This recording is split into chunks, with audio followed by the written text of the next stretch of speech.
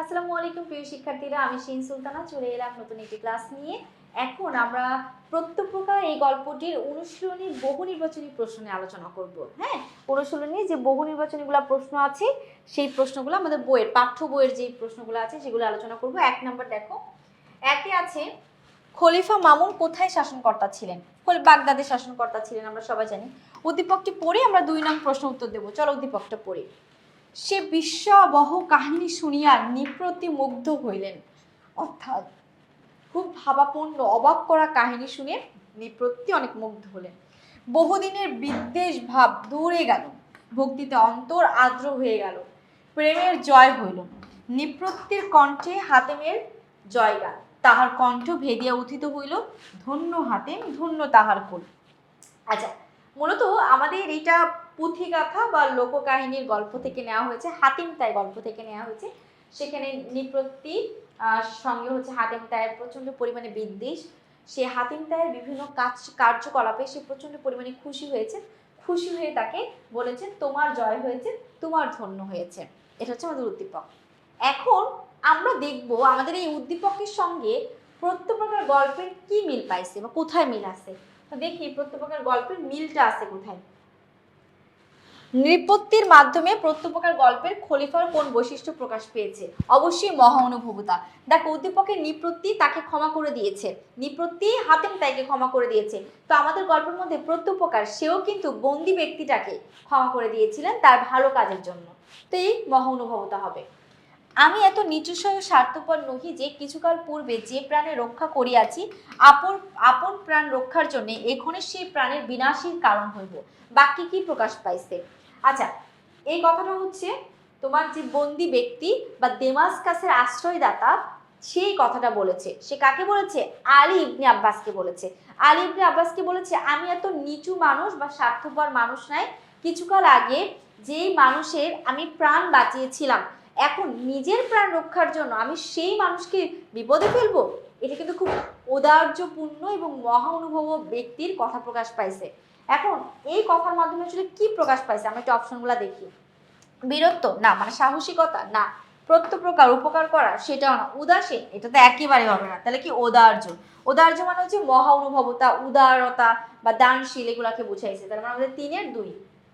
এবার আমরা হচ্ছে 3 ও 4 নম্বর প্রশ্নটা পড়বো আমরা। 3 ও 4 নম্বর প্রশ্নটা। হাতিমের দানশীলতা ও পরোপকারিতা রোমাঞ্চকর কাহিনী শুনেই রাজা মুগ্ধ এবং বিস্মিত হলেন। হাতিমের প্রতি ভক্তিতে রাজার হৃদয় পরিপূর্ণ হলো। বহুদিনের বৈরীভাব তুলে ভুলে গিয়ে তার কণ্ঠে ধ্বনিত হলো ধন্য হাতিম, ধন্য তোমার জীবন। ওই যে একটু আগে আমরা পুঁথিগত কাহিনী যেই হাতিম তাই সম্পর্কে একটু আগে 2 নম্বর সৃজনশীলটা আমরা আলোচনা করলাম, সেটাই কিন্তু হচ্ছে আমাদের 3 ও 4 নম্বর প্রশ্ন দিয়েছে।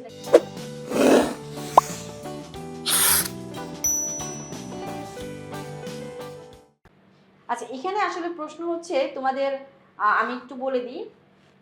এইখানে 3 নাম্বার যে প্রশ্নটা, 3 নাম্বার প্রশ্নটা এসেছে পাঠ্য বই 2026-এর। হ্যাঁ, 26-এর। আর পরবর্তী উদ্দীপকটি এটা আমাদের আগের বইয়ে ছিল, তাও আমরা 3 ও 4 নাম্বার যেহেতু দেওয়া আছে আমরা সেভাবে একটু এটা নিয়ে আগাই। তো এখন যদি এখানে ভুল করে 3 ও 4 দিয়েছে, কিন্তু আমরা মূলত এটা আলোচনা করব 4 ও 5 নাম্বার দিয়ে। হ্যাঁ, এটা একটু ভুল করে এখানে দেওয়া হয়েছে, বাট এটা আমরা কিনে 4 ও 5 নিয়ে আলোচনা করব। তো দেখো উদ্দীপকের রাজা চরিত্রে প্রত্যেকপ্রকার গল্পের খলিফা মামুন চরিত্রের কোন বৈশিষ্ট্য প্রকাশ পেয়েছে? হ্যাঁ, রাজা চরিত্রের সঙ্গে এবং মহা অনুভবতা। উদ্দীপকের রাজা নিপ্রতি যেমন হাতেম তাইকে তার কাজের জন্য ক্ষমা করে দিয়েছেন, ঠিক তেমন আমাদের গল্পের প্রত্যেকপ্রকার গল্পের যেই বাদশাহ ছিলেন খলিফা মামুন, সেও কিন্তু বন্দি ব্যক্তিটাকে ক্ষমা করে দিয়েছেন। আর ক্ষমা করে দেওয়া মহা অনুভবতা, মহান কাজ, এটা সবাই পারে না। তো উত্তর হচ্ছে 2 নম্বর। 5 নম্বর প্রশ্ন, উদ্দীপকের হাতিম তাই প্রত্যেকপ্রকার গল্পের দেমাসকাসে অধিবাসী অভিন্ন চেতনার ধারক কোন বিবেচনা? অভিন্ন মানে ভিন্নতা নেই এরকম। উদ্দীপকের হাতেম তাই সে অনেক ভালো কাজ করেছে। গল্পের দেমাসকাসে অধিবাসী কে ছিল? দেমাসকাসে ছিল হচ্ছে বন্দি ব্যক্তিটা দেমাসকাসের অধিবাসী ছিল। সে দেমাসকাসের অধিবাসী অভিন্ন চেতনা ধারক কোন বিবেচনা বা কেন বলা হয়েছে? মানে মানে অমিল নাই, তাদের মধ্যে মিলে পরিপূর্ণ। কি কারণে? পরোপকারে। হ্যাঁ, আমরা আমাদের গল্পের মধ্যে যে ব্যক্তিটাকে দেখতে পাচ্ছি দেমাসকাসের ব্যক্তি, বন্দি ব্যক্তি, সে কিন্তু আলী ইবনে আব্বাসকে একবার বাঁচিয়েছিলেন। সেই থেকে পরোপকারে আছে দানশীলতা, দানও করেছেন। সো এটা হচ্ছে কারেক্ট অ্যান্সার। প্রত্যপ্রকার অভিন্ন প্রত্যপ্রকার, আচ্ছা প্রত্যপ্রকার মানে হচ্ছে যে ব্যক্তি পরের উপকার করে, আর সেটা হচ্ছে প্রত্যপ্রকার বলা হয়।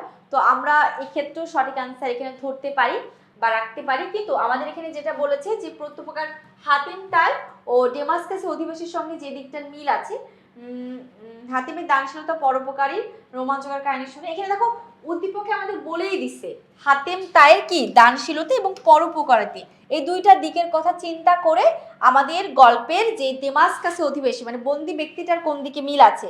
তো অবশ্যই আমরা ক নাম্বারটাই দিব। প্রত্যপ্রকার লিখবো না কেন, কারণ প্রত্যপ্রকার দানের বদলে দান করা, এখানে হাতেম তাই কারোর দানের বদলে কোনো কিছু দান করে নাই, সে নিজে থেকে দান করেছে, নিজে থেকে দান করতে তার ইচ্ছা করেছে, সে কারণে আমরা দিব দানশীলতা এবং পরোপকারিতা। উত্তর হচ্ছে আমাদের ক নাম্বারটা। এখানে অনেক স্টুডেন্ট ভুল করতে পারো যে আপু কেন প্রত্যপ্রকারটা হলো না, তো আমি কিন্তু মাত্র বুঝিয়ে দিলাম কেন হলো না। কারণ হাতেম তাইয়ের মধ্যে বোঝানো গেলেও উদ্দীপকের মধ্যে হাতেম তাইয়ের মধ্যে কিন্তু প্রত্যপ্রকারটা প্রকাশ পায় নাই, আমাদের ডেমাসকাসে অধিবাসী বা বন্দি ব্যক্তিটা সম্পর্কে প্রকাশ পেলেও হাতেম তাইয়ের মধ্যে কিন্তু সেটা আসে নাই, সেজন্য আমরা এখানে ক নাম্বারটাই কারেক্ট আনসার দিব।